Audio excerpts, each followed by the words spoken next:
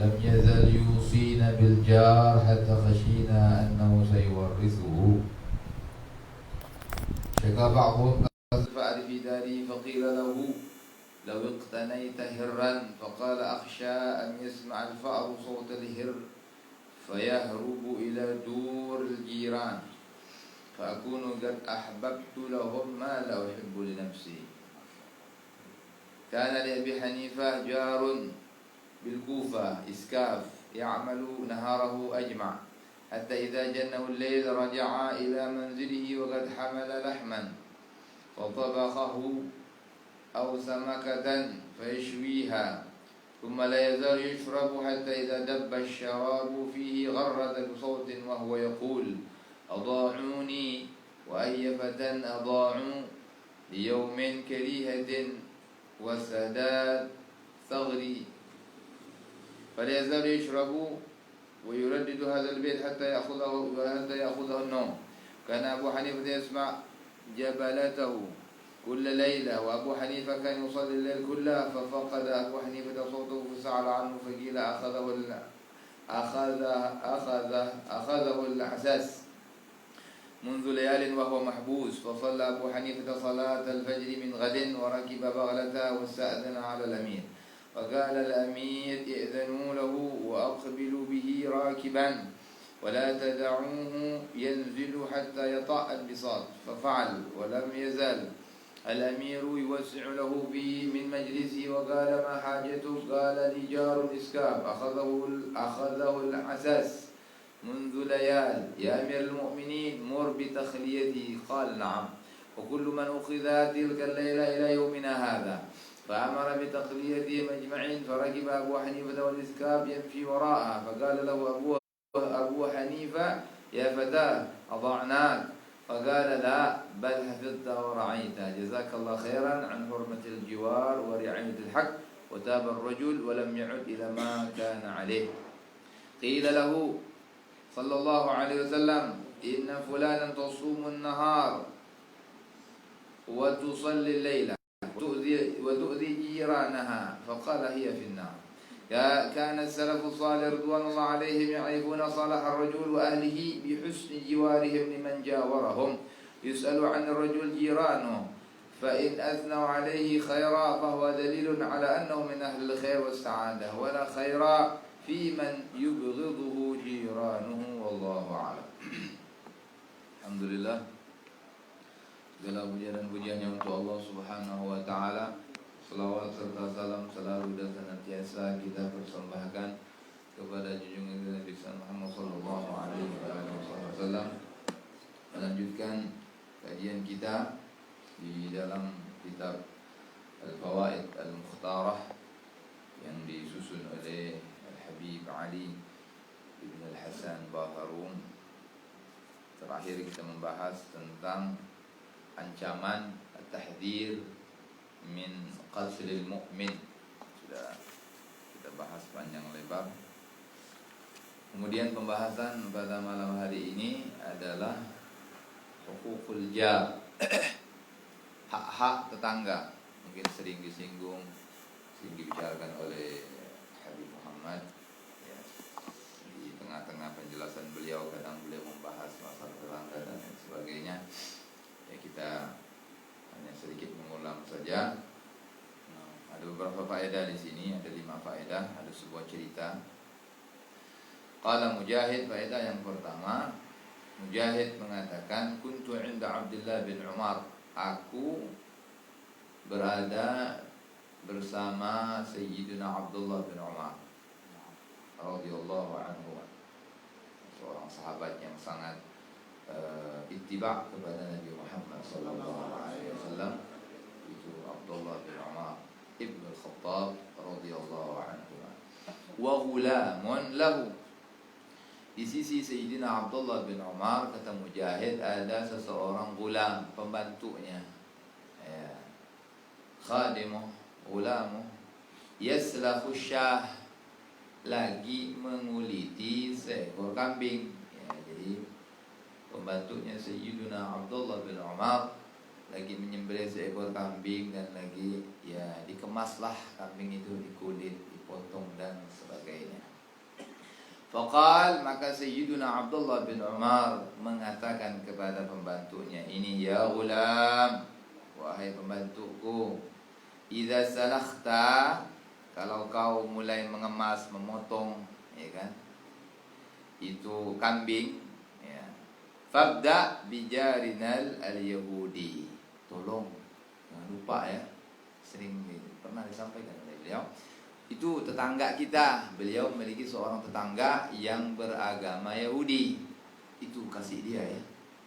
Ya. Kalau kau lagi memotong, membagikan, dibagi, itu jangan lupa itu ya, tolong. Itu kau mulai dulu, bayangkan itu. Tetangga kita yang Yahudi itu kau kasih dulu, dia yang pertama. Fabda, mulai dulu kau mengasih kepada, memberi kepada tetangga Yahudi kita itu. Ya, fabda bijarinal Yahudi, dibagi itu kepada tetangga kita Yahudi itu. Subhanallah ya. Hatta qala dzalika miraran, sebentar masuk lagi ke dalam, lihat lagi, jangan lupa ya, itu lagi diingatkan oleh Sayyidina Abdullah bin Umar, tetangga kita Yahudi itu jangan kau tak kasih ya, jangan lupa ya. Sebentar masuk lagi beliau, lihat, itu tetangga Yahudi, jangan kau kasih belum dah. Nah gitu kan. Seperti itulah kalau kita terjemahkan dengan bahasa kita. Faqala lahu lima taqulu hadza, maka pembantu Sayyidina Abdullah bin Umar agak sedikit keheran-heranan ya. Kenapa ini? Selalu beliau Sayyidina Abdullah bin Umar ya, mewasiatkan atau sangat perhatian sekali kepada itu Yahudi itu, ada apa ya kan? Dan tidaklah para sahabat itu bertingkah laku, bertindak, bahkan berucap kecuali memang yang dicontoh adalah Sayyidina Muhammad SAW, ya kan? Yang dikerjakan oleh para sahabat, yang dilakukan bahkan ucapan dan segala macam tindak tanduk para sahabat, mereka semuanya mencontoh baginda Nabi Muhammad SAW. Pembantunya heran, kenapa ini Abdullah bin Umar sebentar mengingatkan kepada diriku untuk jangan lupa membagi ke tetangga kita Yahudi itu. Nah, lima taqulu hadza, ya, kenapa kau sering mengatakan ini? Kenapa selalu itu yang kau ingatkan wahai Abdullah bin Umar, wahai Ibn Umar? Faqal, maka beliau mengatakan, inna Rasulullah sallallahu alaihi wasallam. Pasti kan? Asli sahabat itu kalau apa-apa, kenapa? Rasulullah apa-apa ya Rasulullah, ya kan memang beliau yang mendidik para sahabat, beliau yang membentuk para sahabat, beliau yang mengajarkan al-muallim, ya kan, al-muallim Rasul sallallahu alaihi wasallam, ya kan. Ini murid-murid terbaik Nabi Muhammad sallallahu alaihi wasallam, ya kan. Sayyidina Abdullah bin Umar mengatakan, inna Rasulullah sallallahu alaihi wasallam lam yazal yusina bil jaqal. Rasulullah mengatakan, Faqal, ya kan, beliau mengatakan, inna Rasulullah lam yazal yusina bil jar, ya kan. Maka Sayyidina Abdullah bin Umar mengatakan, sesungguhnya Rasulullah sallallahu alaihi wasallam senantiasa, artinya bukan sekali beliau ingatkan, yusina, senantiasa, berkali-kali, terus, sering, berulang-ulang beliau berwasiat kepada kami tentang apa? Tentang al-jar, tentang tetangga. Kata Sayyidina Abdullah bin Umar, sesungguhnya Rasulullah senantiasa, lam yazal, ya, senantiasa, bukan sekali, udah selesai, 2 kali enggak, tapi ya selalu yusina bil jar, mewasiatkan kepada kami, itu para sahabat, para anak didik Nabi Muhammad sallallahu alaihi wasallam, hatta, sehingga saking seringnya Rasulullah memberikan wasiat, memberikan ajaran kepada kami, mengajarkan kepada kami tentang tetangga ini, perhatian dengan tetangga, jangan disepelekan tetangga, sampai kami sangka hatta khashina annahu sayuwarithuhu, sehingga kami takut saking seringnya baginda Rasulullah sallallahu alaihi wasallam berwasiat kepada kami untuk ihsan, untuk berbuat baik kepada tetangga. Mungkin kalau kita mati, tetangga dapat warisan barangkali, sampai seperti itu, ya kan? Mungkin kalau meninggal, tetangga juga ada dapat warisan. Ya, tapi diganti tidak. Ya.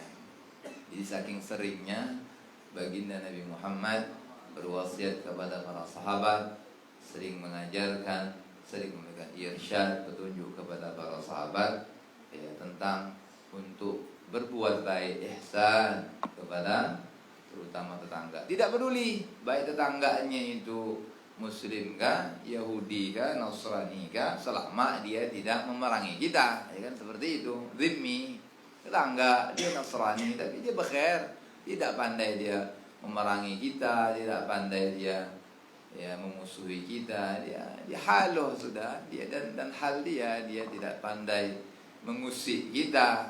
Berbeda dengan harbi, lain lagi pembahasannya ya. Ini tetangga berbeda akidah tetapi dia tidak, ya sudah, dia hal dia, kita hal kita tentang akidah, tentang kepercayaan, tentang keimanan, dia tidak mengurus kita dan kita pun tidak mengurus dia. Ya, akidah masing-masing. Ya, kepercayaan masing, tetapi ihsan ilan nas, ihsan kepada makhluknya Allah tetap berlaku. Jangankan kepada tetangga, kepada binatang pun kita disuruh untuk berbuat baik. Inna katabal ihsan ala kulli syai'. Sesungguhnya Allah menulis al-ihsan, mewajibkan al-ihsan untuk berbuat baik ala kulli syai', terhadap segala sesuatu. Bahkan kata Rasul, wa idza qataltum, bayangkan itu, berperang. Ya, terangkan dalam Al-Jawahir Al-Lu'lu'iyah. Bagus syarah Al-Arba'in An-Nawawiyah. Wa idza qataltum fa ahsinul qitlah, kata Rasul. Ini perang nih, membunuh. Kan sudah, ya kan, melawan orang-orang musyrik, tetap ihsan harus. Apa kata syarahnya? Kalau bisa jangan kamu pukul sekali langsung mati musuh kamu itu. Jangan disiksa. Oh, pukul, potong lo tangan sebelah. Potong di sebelah. Enggak. Sampai berperang pun kita diajarkan ihsan, berbuat berperang ini, membunuh orang kufar, harbi. Diusahakan sekali pukul mati dia. Itu ihsan. Jangan kau siksa dia. Potong lo telinga sebelah. Tidak boleh seperti itu. Memang kita membunuhnya tapi tetap ihsan. Membunuh pun juga bayangkan ajaran Islam. Subhanallah. Wa idza qataltum fa ahsinul qitlah, kata Rasul. Kalau membunuh, berperang, bertempur, bagus-bagus, ihsan tetap. Jangan dilupakan. Bukan kalau membunuh berperang udah hantam saja. Apapun yang ada siksa, potong-potong dia. Ini menggeram aku nih. Cincang mau angkat. Enggak ada ajaran Nabi Muhammad seperti itu. Apa namanya itu? Mutilasi, ya kan? Saking geram sama orang kafir, dia nih yang mendolok nih. Ini aku tekad mang dia nih dari dulu. Sudah dibunuh, dicincang-cincang itu. Enggak ada. Wa idza qataltum fa ahsinul qitlah, kata Rasulullah. Kalau kamu membunuh, perbaiki, bagus, ihsan dalam membunuh. Sekali kok bisa, sekali tebas langsung mati dia. Jangan sampai tersiksa. Subhanallah. Enggak ada. Ajaran agama lain tidak ada seperti itu. Apa ini sudah apa lagi dalam ibadah, dalam salat, jatat, sudah khalas. Dalam perang saja di mana kita bersemangat tinggi, ya kan?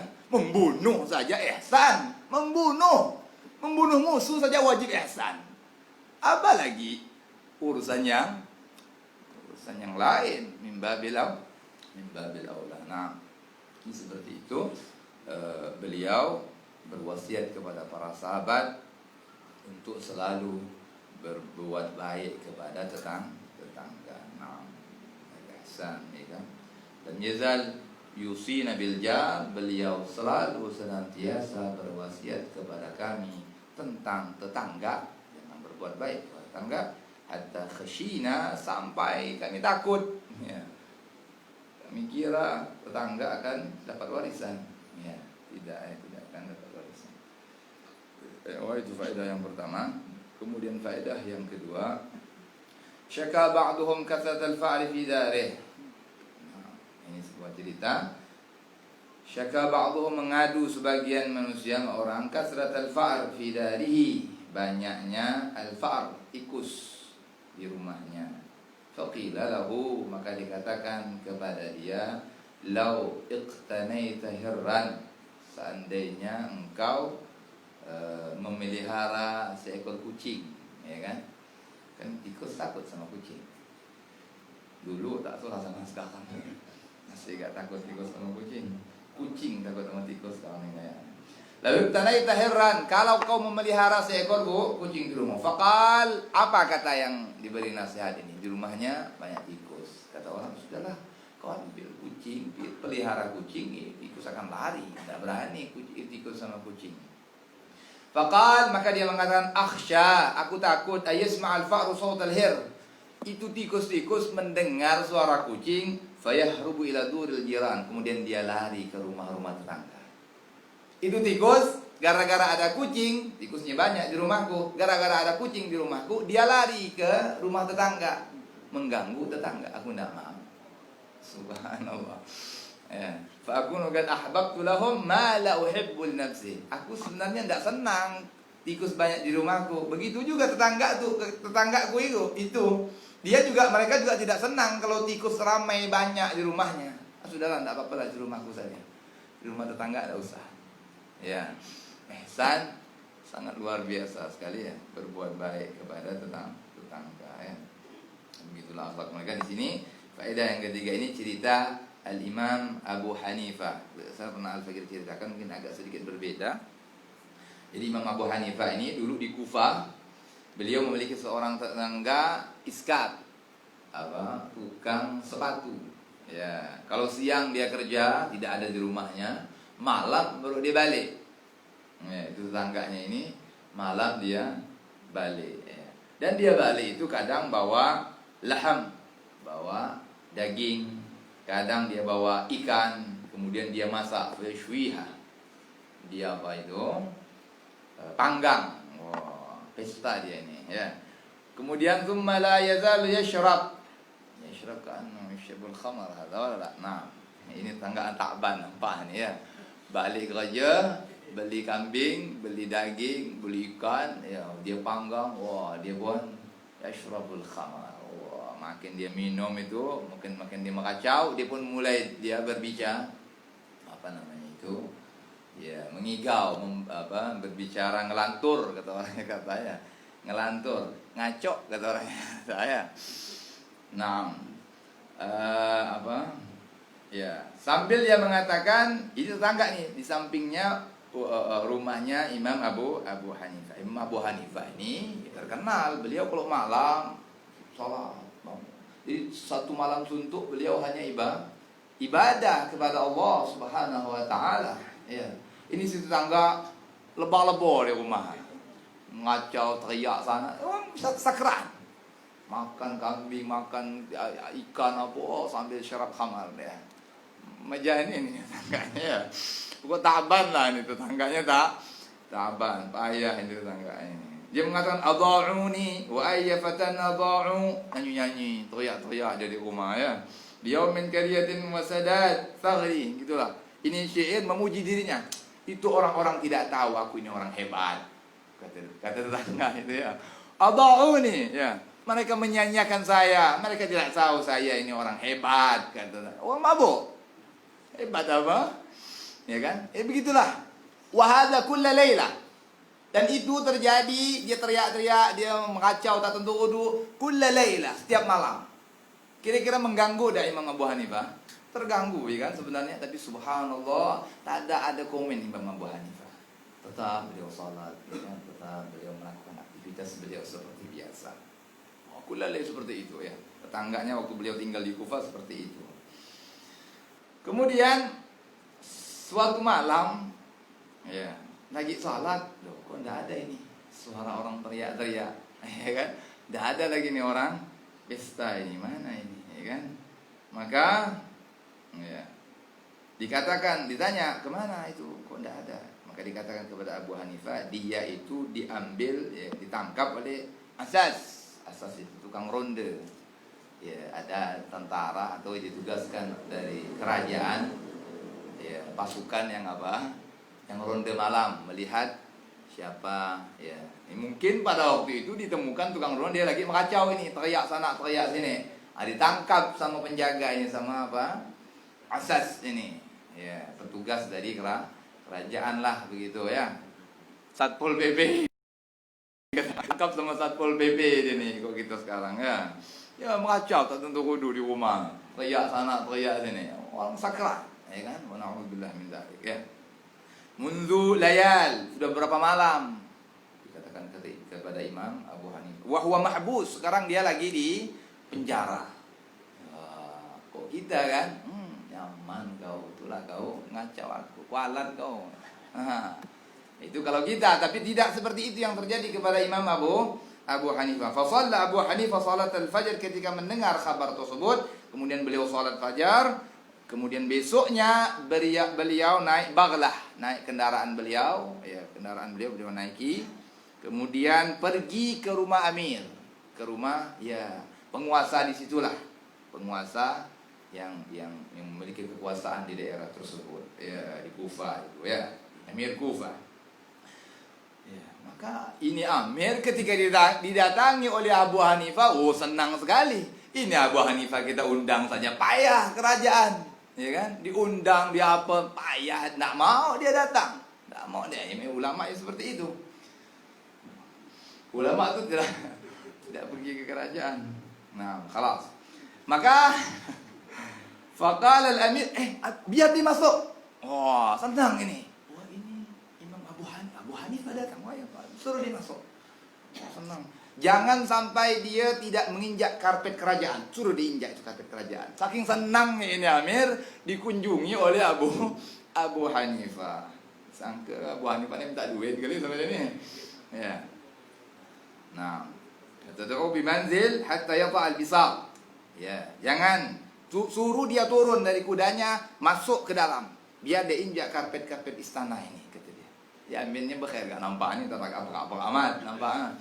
Ya, masih agak cinta dengan ulama, ya kan? Senang ulama datang, ya kan? Untung gak ulama yang betul ini, ulama yang datang bukan untuk dunia. Walam yazal al-amir yuwassi' lahu fi majlis. Si Amir ini apa? Senang. Wah, duduk sama dia apa? Ya mujamalah lah. Senang dia. Istananya dikunjungi oleh Abu Hanifah. Nah, waqala ma hajatu, wah imam, apa punya hajat apa? Ana. Ya senang dia kan? Orang senang seperti itu. Senang dia, riang gembira ini si Amir, ya, dikunjungi Imam Abu Hanifah. Faqala li jar, aku punya hajat wahai Amir. Ya, hajatku adalah aku memiliki seorang tetangga, Iskab, dia itu tukang sepatu. Aku dengar dia ditangkap oleh tukang ronde. Kamu punya tentara nangkap dia malam kemarin. Ya, aku pengen kau lepaskan dia. Langsung ya, naam, lepas dia malam ini, katanya dia. Dan orang yang aku tangkap malam itu sampai malam ini aku lepaskan semua. Saking senangnya si Amir ini dikunjungi oleh Imam. Tidak lagi tanya kenapa kesalahannya ini, enggak. Ketika Abu Hanifah meminta tetangganya Iskab yang ditangkap oleh tentaranya itu dilepaskan, naam, ya aku lepaskan. Tidak tanya A, tidak tanya B, langsung dilepaskan oleh si Amir ini. Wa kullu man ukhidha tilka al-laila, dan semua orang yang ditangkap di malam dia ditangkap itu semuanya aku lepaskan. Ya. Semua dilepaskan oleh ila yaumina hadza, sampai detik ini, sampai hari ini, orang-orang yang ditangkap sampai detik ini, dari malam kemarin sampai kamu datang ke istana ini, semuanya aku lepaskan, kata Amirul Kufah. Ya. Fa'amara bitakhliyatihim ajma'in, semuanya. Jadi mulai ke malam kemarin, malam tertangkapnya si Jar itu, tetangga yang suka mabuk itu, sampai detik waktu Imam Abu Hanifah sampai ke rumah atau ke istana Amir itu, semuanya mereka dilepaskan. Yashfa'. Di dunia sudah yashfa', ini memberikan syafaat. Farakiba Abu Hanifah wal Iskab yamshi wara. Kemudian Abu Hanifah sudahlah, setelah lepas, naik lagi baghlahnya, naik lagi kendaraannya, dia berjalan, di belakangnya si Iskab ini, si tukang sepatu ini. Ya. Faqala Abu Hanifah, wahai pemuda, memang orang tak tahu ente orang hebat, kata dia. Dayya'ada'nak. Memang kami ini salah, kami tidak tahu ente punya kedudukan hebat, wahai pemuda. Ya kan? Ada'na, kami telah menyanyiakan kamu. Dia kan gitu. Kok dia mulai sakran, dia begitu, dayya'uni, mereka tak tahu aku, mereka sia-siakan aku ini orang hebat, kata si pemuda tadi. Ya, sambil berjalan di depan si Iskab ini, dia mengatakan, memang kami salah, kami menyanyiakan kamu. Kamu memang hebat, luar biasa. Orang tak tahu pun ini orang hebat. Kata Imam Abu Hanifah. Imam Abu Hanifah. Fakala la, anda ya Imam, tak ada macam itu dia bilang ya. Bal hafidta wa ra'aita. Tidak, kau tidak menyanyiakan aku, tetapi kau menjaga aku. Ya, kata si pemuda lah. Jazakallah khaira. Ya, semoga Allah balas kamu dengan kebaikan. An hurmatil jiwar wa ri'ayatil haq. Kau menghormati tetangga kan kau menjaga kebenaran. Wa tabar rajul, mulai detik atau malam itu si rajul tadi tidak lagi mau berbuat hal-hal yang tidak benar. Dia bertobat kepada Allah Subhanahu wa taala, walam ya'ud ila ma kana alih. Tidak diulangi lagi perbuatan dia seperti malam-malam sebelumnya. Subhanallah ya. Hebatnya Imam Abu Hanifah. Dan sebuah juga ada diceritakan Imam Abu Hanifah juga seperti itu, sering ya tetangganya sering buang maaf air kotoran itu, air hammam, air WC itu kena ke rumah setiap hari seperti itu. Ya, Yahudi juga. Ya. Dan Imam Abu Hanifah tidak komplain. Ini tak botak. Nah, Yahudi lagi. Itu air comberan, kata air cucian, air kamar mandi, air WC sering kena ke pelantaran Imam Abu Hanifah. Yahudi juga. Mungkin bukan di Kufa barangkali, tempat lain. Ya. Tapi Imam Abu Hanifah tidak. Sampai Saudi itu sengaja dia. Sampai dia yang kesal. Kenapa tak marah dia ni? Ya. Sampai dia datang kepada Imam Abu Hanifah, kok kenapa tak marah? Sudah berjalan lama. Setiap hari berbuat seperti itu. Apa kau ni tak marah-marah? Aku sengaja buang comberan, buang apa, bekas mandi, bekas WC. Memang aku alirkan ke rumah kamu. Kok kamu tidak marah? Kata Yahudi ini. Kan? Maka Ibu Mahmud itu mengatakan, iya memang seperti itu. Rasulullah mendidik kami seperti itu, mengajarkan, diajarkan. Yahudi ini ya subhanallah, dapat hidayah masuk Islam dia. Bertobat dari perbuatannya dan kemudian dia masuk Islam. Karena baiknya akhlak al-Imam Abu Hanifah. Nah, Qila lahu sallallahu, dikatakan kepada Nabi Muhammad, ada orang yang menyampaikan sebuah kabar kepada Nabi Muhammad bahwa ada seorang perempuan, inna fulana, sering juga disampaikan, tasumun nahar, ada seorang wanita ya Rasulullah, dia berpuasa di siang hari, tusallil lail, malam dia salat, wa tu'di jirana, tapi sayangnya dia suka ngacau tetangganya, usil. Malam dia beribadah salat, siang dia puasa, tapi itulah suka nak ngacau tetangganya, ya kan? Maka kata Rasulullah, bagaimana puasanya itu kan, salatnya itu apa? Tidak ada gunanya, hiya finnar. Itu perempuan dan masuk dalam api neraka. Tidak ada manfaatnya puasanya, ya kan? Salat malamnya kalau dia selalu mengganggu tetangganya. Kemudian terakhir, karena salafus salih wa alaihim ya'rifuna salah ar-rajul. Salafus salih, kita penyeluruh orang-orang tua kita, orang-orang saleh ridwanullah ta'ala alaihim, mereka mengetahui baiknya seseorang lelaki, salahur rajul wa ahli, dan keluarganya, bihusni jiwarihim, dengan baiknya mereka bertetangga, liman jawarahum, bagi orang yang bertetangga kepada mereka. Wa yus'al 'anil rajul jirano, dan ditanya tentang bagaimana si rajul ini, orang ini, bagaimana keadaan dia. Yang ditanya siapa? Tetangganya yang ditanya. Ya, kalau tetangganya fa'in asna wa alaih, kalau tetangganya bilang, itu orang baik, masya Allah, itu orang sebelah baik, masya Allah. Berarti dalil ala annahu min ahli khair was sa'ad. Berarti orang itu termasuk orang yang baik, orang yang beruntung. Wala khaira, dan tidak ada kebaikan fi man yubghidhu jirano, bagi orang yang mana tetangganya kulitnya itu pohon rumah. La khaira fi. Berarti tidak ada tanda kebaikan dan tanda kebahagiaan. Nah, silaturahmi wallahu a'lam. Wallahu a'lam. Ada.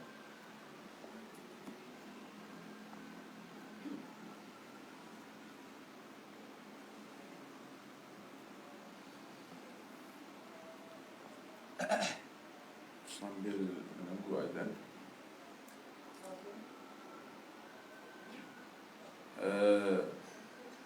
apa yang berkaitan dengan sebelum masuk di dalam pembahasan, mohon maaf pelajarannya banyak libur kemarin karena berbenturan dengan beberapa acara. acara maulid, kemudian terakhir ada pertemuan alumni di malam Kamis yang lalu.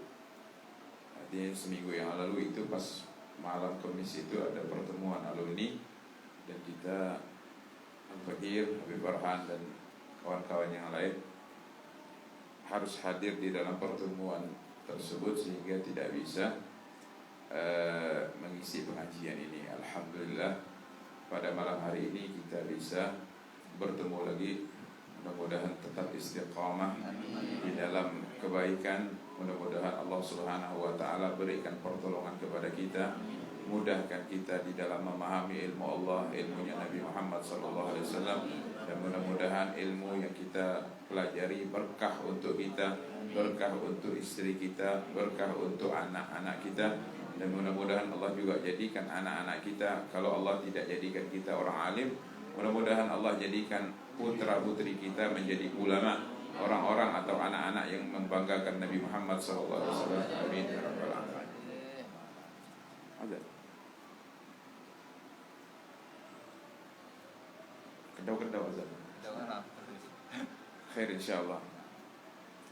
Jadi menyambung apa yang berkaitan dengan hukukul jar, hak-hak tetangga yang dikatakan oleh Nabi kita Muhammad sallallahu alaihi wasallam. Banyak sekali hadis berkaitan dengan tetangga ini.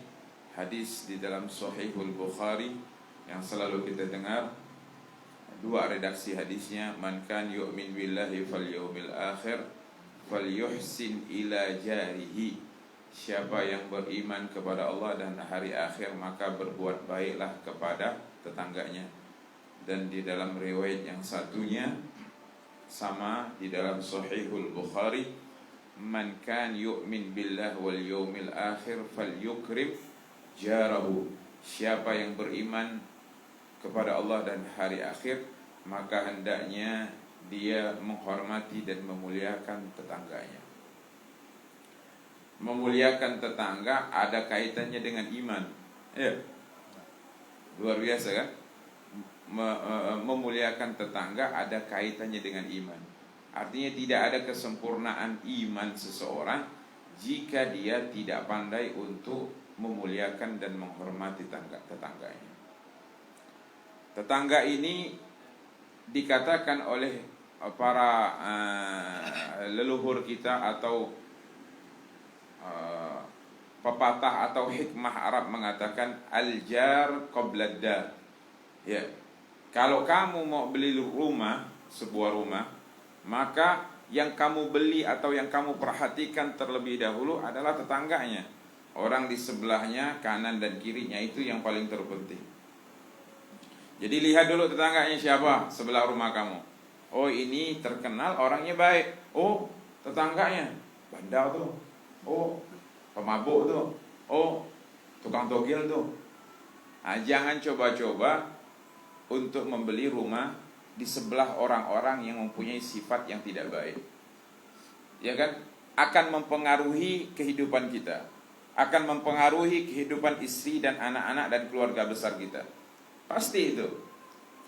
Nah, sehingga ketika ada kamu memiliki tetangga yang baik, maka ada ketenangan, ada kedamaian, ada ketentraman di dalam hati. Betul? Pasti seperti itu ya. Nah, ketika kita mau pergi ke luar kota, taruhlah mau ke Pinyu, mau ke Singkawang, mau ke Sambas, ya, orang yang pertama yang kita percaya untuk memberikan keamanan bagi rumah kita yang dalam posisi kosong ini adalah orang yang di sebelah rumah kita. Tidak mungkin kita nelpon keluarga kita di Subang sana, tolong tengokkan rumahku. Ya, rumahku tak tengok-tengok. Ya kan, nak tengokkan rumah kau pula. Artinya ada orang di sebelah rumah ini yang kita percaya agamanya, yang kita percaya keimanannya, yang kita percaya kejujurannya kan? Kita percayakan kepada dia, bang, mi, abang, kawan, tolong ya, saya nak ke Singkawang dulu. Nah, tolong perhati-perhati kan ya, depan rumah nih, pagar-pagar kalau ada yang buka-buka tolong nggak, ya kan? ikat dia. Ya. Seperti itu kan. Artinya kita pesan kepada orang yang kita pandang dia adalah orang yang jujur dan amanah.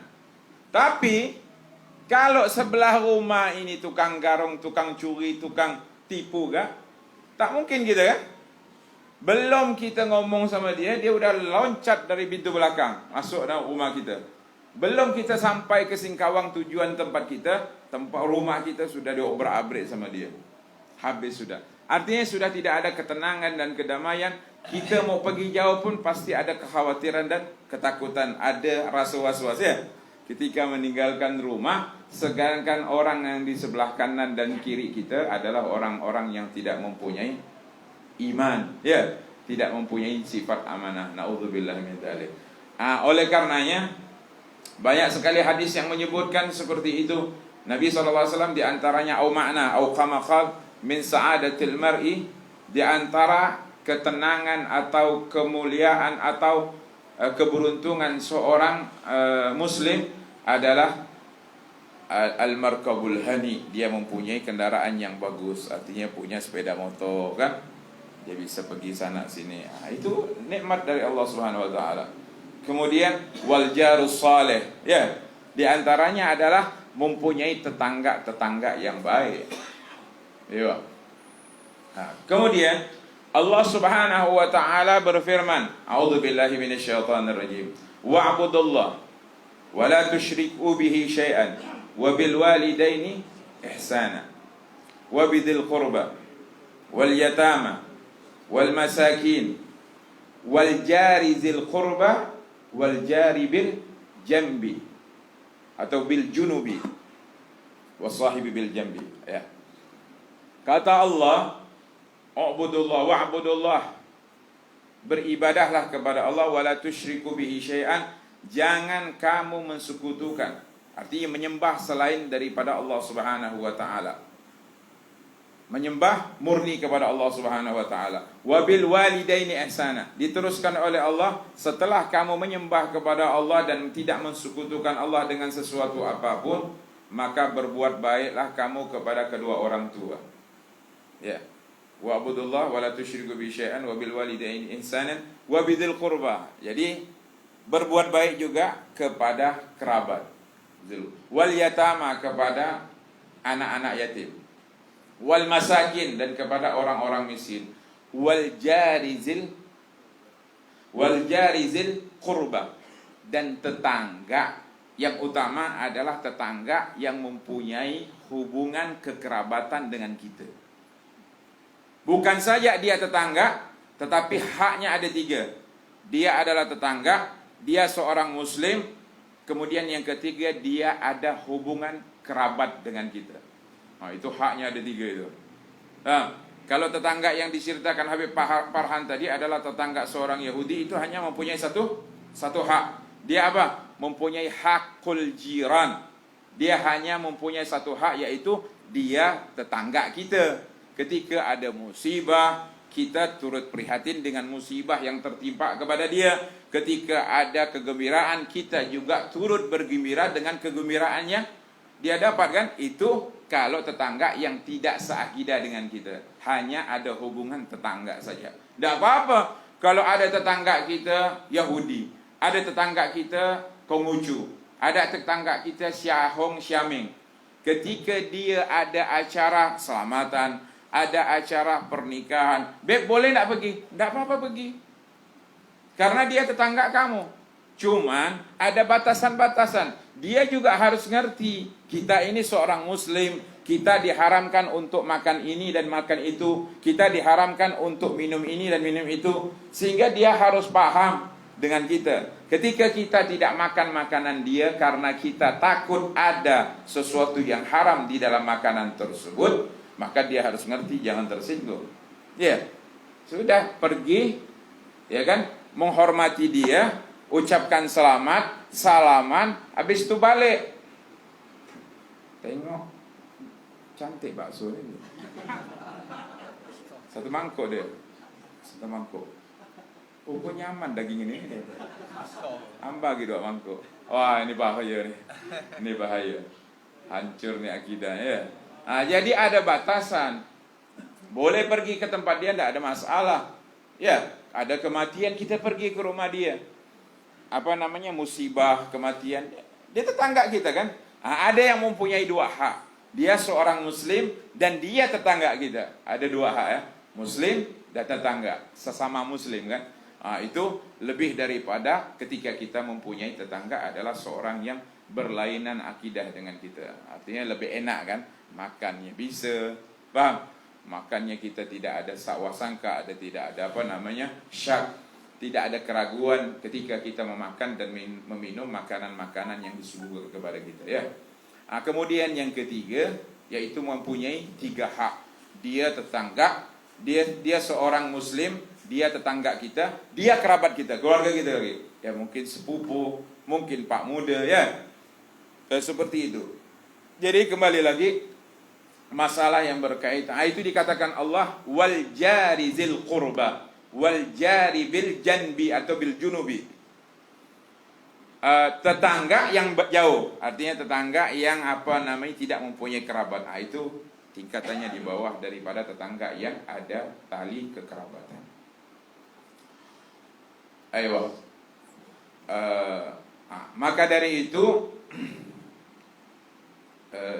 di dalam etika berakhlak bertetangga itu juga harus diperhatikan. Seperti ini.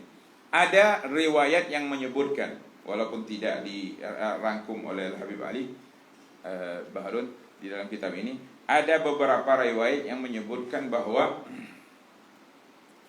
Nabi SAW berpesan kepada salah seorang sahabat yang bernama Abu Hurairah radhiyallahu taala, ya Abahir, ya, idza tabakhta marakatan fa'akthir ma'aha. Jika kamu bikin kuah, maka perbanyaklah airnya. Maksudnya kuahnya diperbanyak. Fata'ahad li jiranika, maka kamu bagikan kepada tetangga-tetangga kamu. Khususnya kalau memasak masakan yang ada baunya, atau memakan makanan yang kuat atau menyengat baunya. Ya. Ada kan seperti kan?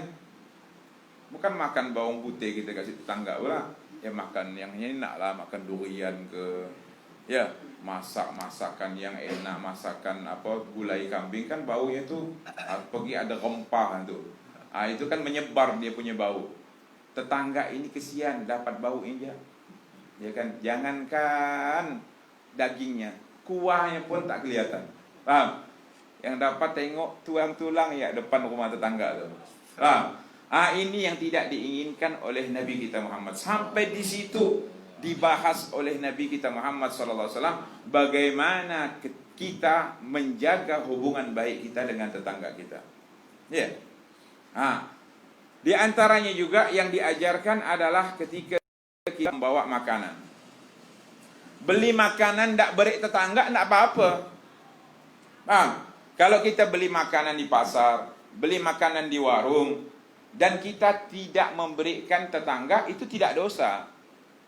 Tapi jangan sampai ketika tetangga mandang makanan tersebut, kamu tidak bagi sedikit pun dari makanan tersebut. Maksudnya apa? Kalau kamu beli makanan, usahakan kantongnya itu kantong yang ada warnanya sehingga tidak nampak mastur. Ya, apa yang kamu beli itu tidak kelihatan oleh mata-mata yang memandangnya. Memutihkan mata orang, kata orang putih. Ya, Allah putih mataku.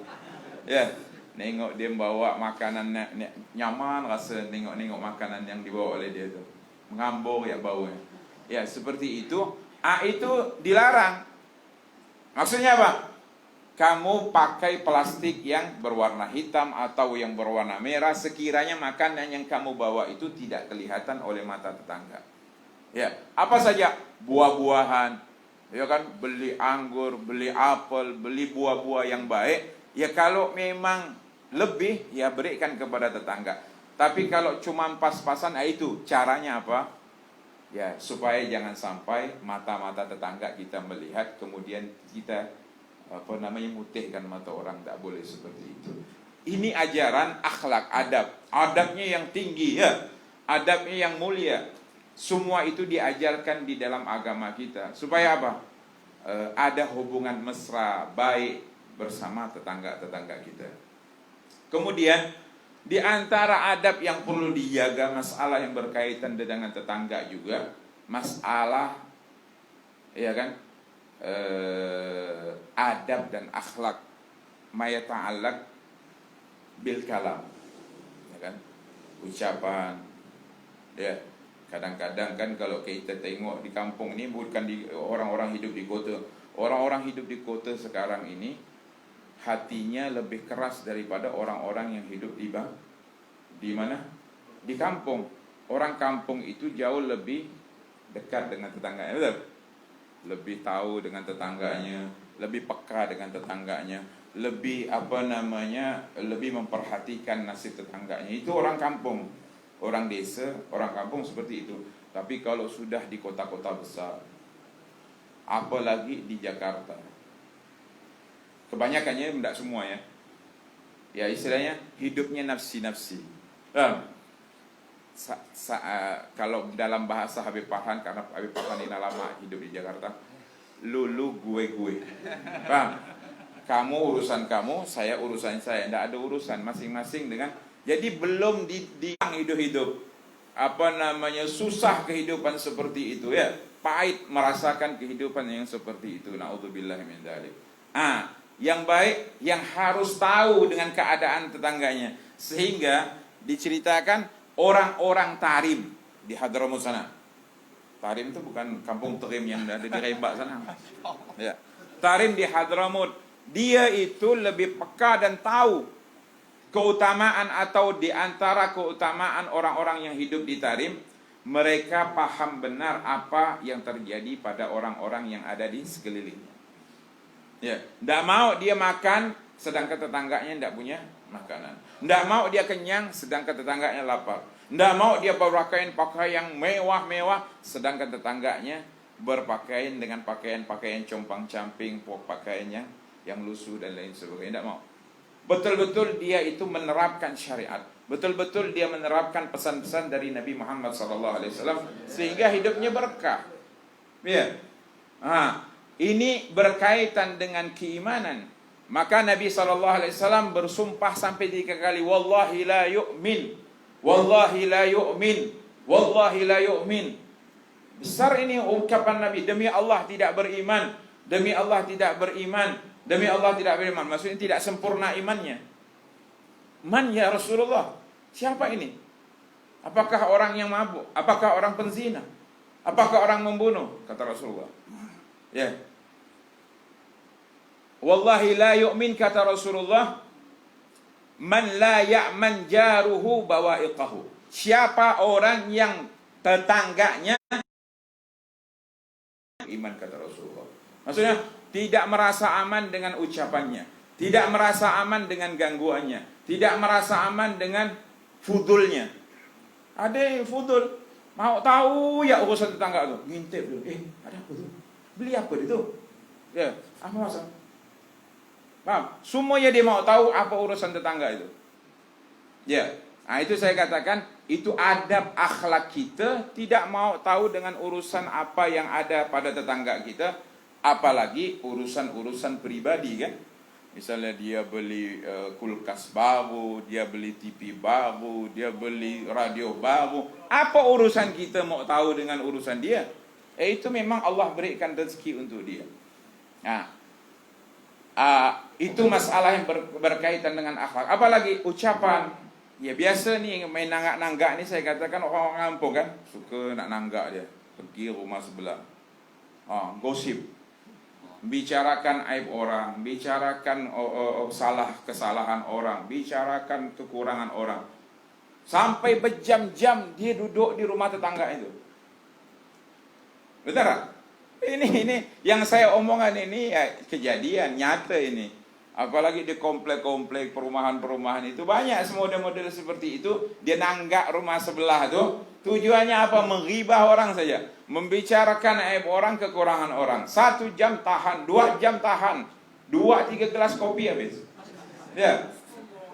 Dalam rangka bukan mau kumpul-kumpul baca salawat, bukan kumpul-kumpul mau membahas ilmu Allah dan ilmu Nabi Muhammad SAW, tapi ya kumpul-kumpulnya yang tidak ada manfaatnya. Tetangganya, ini rusak nih. Oleh karenanya hal-hal yang seperti ini harus diperhatikan. Jadi bersyukur kepada Allah. Kalau seseorang ya beli rumah harganya 500 juta, rumahnya cantik, rumahnya mewah, 2 tingkat, harganya 500 juta. Dia duduk di situ selama 5 bulan, tak tahan. Kenapa? Karena tetangganya jahat. Ya, tetangganya suka ngomongnya jahat, mencarut, maki. Pokoknya tak baguslah dia punya karakter, tak bagus dia punya lisan, tak bagus dia punya mulut. Mulutnya tak sekolah. Tak betah ini. Dia beli rumah 500 juta itu, kalau seandainya dia bilang, kalau ada yang nawar 400 bahkan 350 pun saya jual. Langsung drop, langsung turun harga rumah tersebut. Karena apa? Bertetangga dengan orang yang jahat. Makanya ya tetangga dulu diperhatikan sebelum kamu beli rumah. Tapi sebaliknya, jika kamu mendapatkan rumah di sebelah orang-orang baik, orang-orang soleh, orang-orang alim, orang-orang yang takut kepada Allah, orang-orang yang kamu betul-betul yakin dengan agama dia, oh tenang kamu. Yang 500 juta itu seakan-akan kecil. Apa? Jauh lebih mahal nih, ketenangan jiwa, ketenangan hati. Betul? Kalau kamu keluarkan 500 juta. Kalau ada yang setelah kamu beli itu 500 juta, besok baru sebulan ada orang datang, darah, beb, saya tawar 700 juta, enggak bakal dijual. Untung beb, 200 juta, enggak. Saya bukan masalah 200 juta, tapi saya masalah tetangga saya ini yang mahal harganya. Nah, itu betul, seperti itu. Ada lagi orang yang suka bertetangga dengan masjid kan? Karena apa? Sholatnya dekat, jamaah enak. Ada orang yang tak suka, panas dia. Kalau dia dengar suara mikrofon, Allah mah, pening ni tak bisa tidur ni. Jam 3 kan dia sudah bunyi tuh. Suara tarhim, suara panggilan ini kan tahajud biasa kan di surau-surau atau di masjid-masjid. Tak mau, udahlah jual lah, tak mampu aku tidur di sini. Panasan di situ, kepanasan di situ. Tapi sebagian orang yang hatinya betul-betul ada iman, kuat imannya kepada Allah, dia cari itu rumah-rumah yang di mana sebelah. Oh, ini memang aku cari ini selama ini, ingin rumah saya bersebelahan atau bertetangga dengan masjid. Nikmat hidupnya, senang dia. Ya, bahkan ketika speaker atau ketika toa masjid itu tidak hidup, dia bingung. Pula tak hidup nih. Dia pergi ke masjid, dia yang hidup kan. Itu ada hubungan kuat dengan masjid. Ayo, itu yang berkaitan hal-hal yang berkaitan dengan jiran, dengan al-jiran. Oleh karenanya kita jangan menuntut kebaikan dari orang lain sebelum kita memulai diri kita menjadi baik. Ada 2 akhlak ketika kita berhubungan dengan tetangga kan, 2 akhlak. Ada sabru anil adza, ada kaful adza. Ada sabar ketika ada tetangga yang kurang baik, kita sabar. Ada tetangga yang kurang baik, kita menghilangkan gangguan itu. Maksudnya kita beritahu dia, kita nasihatkan dia, ya, kita beri petunjuk kepada dia. Itu kaful adza namanya, ingin menghilangkan gangguan. Kalau seandainya tetangga itu adalah orang-orang yang baik, orang-orang yang soleh, ketika kita ingatkan, dia akan berterima kasih kepada kita. Tapi kalau orang yang jelek, dia merasa macam ya betul. Nah, negara kan macam-macam kan manusia kan. Tapi tujuan kita ingin memberikan tawasau bil haq wa tawasau bis sabr kan. Ingin saling mengingatkan. Kalau dia lupa, dia keliru, dia lalai, maka saya mengingatkan. Pada suatu saat nanti saya juga mungkin melakukan seperti itu, dan saya mengharapkan dia sebagai tetangga atau orang yang paling dekat dengan rumah saya memberikan tahu kepada kita. Kalau ada memang yang seperti diceritakan Habib Farhan tadi, kalau ada air-air comberan, air-air kotor masuk ke dalam rumah kita, beritahu kepada tetangga kita, dan itu tidak menjadi masalah. Ya kan, cari solusi yang baik. Apalagi yang sering terjadi sekarang, berkaitan dengan batas tanah nih. Dia seribut, tak bertegur, sampai mati tak ada pergi ke rumahnya. Gara-gara 1 meter tanah dia diambil oleh tetangganya. Na'udzubillah min dzalik. Nak bawa ke mana? Kalau seandainya kamu betul, surat kamu betul, ya kan, sertifikatnya betul, kamu panggil BPN, balik batas, ukur lagi tanahnya. Betul, beb, tanah saya ini diambil oleh tetangga saya 1 meter. Kalau betul diambil, kamu halalkan. Selesai, tenang hidup kamu. Kalau kamu memperkarakan 1 meter ini langsung tak bertegur sapa, untuk apa? Mati pun tak sampai kamu bawa 1 meter kali 30, tahu lah panjang itu, ya kan, 30 meter persegi, ya kan, masuk dalam lubang tuh 1,2 meter ya. Semua kita masuk dalam situ. Apa mau dipertahankan? Ya, ini hanya 1 meter, 2 meter sampai ribut. Kalau seandainya dia mengklaim, enggak, ini dari datuk moyang saya yang ke-7 ke atas tuh, memang sini lah tanah saya batas ini, atau sekarang lah. Kita wajib mempertahankan hak kita kan. Enggak boleh kita berikan hak kita sewenang-wenangnya kepada orang. Udah ambil, enggak boleh seperti itu. Kita berargumentasi menurut catatan. Ya, ini lembaga yang kuat, BPN, Badan Pertanahan Nasional. Di situ sudah disebutkan lebar tanah saya sekian, panjang tanah saya sekian, tapi tahu-tahu dia tetap mengklaim 1 meter bahwa saya lebih, atau dia bangunan dia lebih ke bangunan saya. Enggak lebih, ini seperti itu. Misalnya ini contoh ya, ini enggak terjadi ini. Alhamdulillah saya punya tetangga depan, belakang, kiri, kanan, alhamdulillah semuanya baik-baik. Itu nikmat kan? Nikmat, benar tak? Nikmat. Semuanya orang-orang yang akhyarin. Itu termasuk nikmat hidup. Tapi kalau kita diberi tetangga yang jahat, ya Allah, sabar kita. Itu kan kaful adza. Jadi ketika seperti itu kamu harus memberikan argumentasi, kamu harus menerangkan hak kamu seperti ini. Kalau dia tetap ngotot, sudah, ambil saja, tidak apa-apa, tidak menjadi masalah. Jangan sampai ribut gara-gara 1 meter ini. Sudah, ambil. Allah Karim, Allah Maha Dermawan, Allah Maha Kaya. Kalau 1 meter ini diambil orang dengan secara yang zalim, insya Allah akan dilipat gandakan, diganti oleh Allah mungkin ribuan meter, bahkan ratusan hektar. Benar? Yakin saya. Allah Maha Kaya, berapalah di mata Allah ini 1 meter kita ributkan. Benar? Seperti itu prinsip hidup harus kita bangun seperti itu. Tetap jaga hubungan baik dengan tetangga, sejelek apapun tetangga kita, sekeras apapun kita berusaha untuk baik. Ucapkan salam kepada dia, kasih hadiah kepada dia. Paham? Orang itu bukan hanya kamu beri nasihat saja, tapi perlu juga ada pendekatan kan? Orang sekeras apapun jiwa orang itu, tapi kalau ngomongin dari hati ke hati, apalagi sambil minum kopi, ada kue, paham? Kemudian ada kasih hadiah, tetangga itu diberi hadiah, itu menjalin kasih, ya kan, saling mengasihi dan saling mencintai, seperti itu kan. Maka dikatakan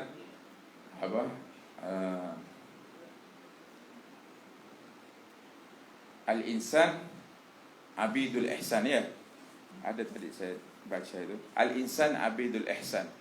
Manusia itu adalah tunduk ketika kamu beri kebaikan kepada dia. Kemudian ada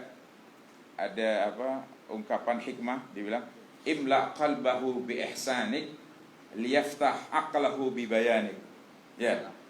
Imla qalbahu bi ihsanik. Kamu penuhi hati dia dengan kebaikan kamu. Maksudnya, sebelum kamu nasihat tuh, panggillah dia makan. Betul? Selesai urusannya.